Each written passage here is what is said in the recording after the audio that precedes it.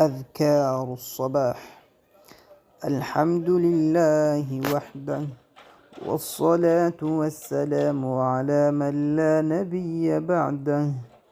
أعوذ بالله من الشيطان الرجيم.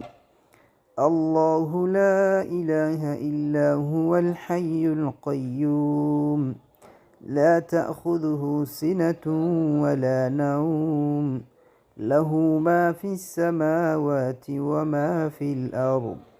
من ذا الذي يشفع عنده إلا بإذنه، يعلم ما بين أيديهم وما خلفهم، ولا يحيطون بشيء من علمه إلا بما شاء. وسع كرسيه السماوات والأرض، ولا يؤوده حفظهما، وهو العلي العظيم. بسم الله الرحمن الرحيم. قل هو الله أحد، الله الصمد، لم يلد ولم يولد، ولم يكن له كفوا أحد. بسم الله الرحمن الرحيم.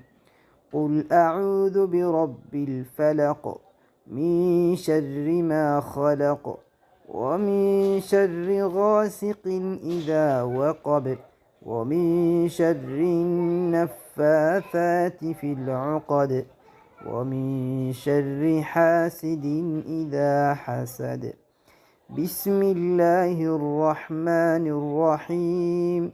قل أعوذ برب الناس، ملك الناس، إله الناس، من شر الوسواس الخناس، الذي يوسوس في صدور الناس من الجنة والناس. 3 مرات. أصبحنا وأصبح الملك لله، والحمد لله، لا إله إلا الله وحده لا شريك له، له الملك وله الحمد وهو على كل شيء قدير. رب أسألك خير ما في هذا اليوم وخير ما بعده، وأعوذ بك من شر ما في هذا اليوم وشر ما بعده. رب أعوذ بك من الكسل وسوء الكبر. رب أعوذ بك من عذاب في النار وعذاب في القبر. اللهم بك أصبحنا، وبك أمسينا، وبك نحيا، وبك نموت، وإليك النشور. اللهم أنت ربي، لا إله إلا أنت، خلقتني وأنا عبدك، وأنا على عهدك ووعدك ما استطعت. أعوذ بك من شر ما صنعت. أبوء لك بنعمتك علي، وأبوء بذنبي، فاغفر لي، فإنه لا يغفر الذنوب إلا أنت.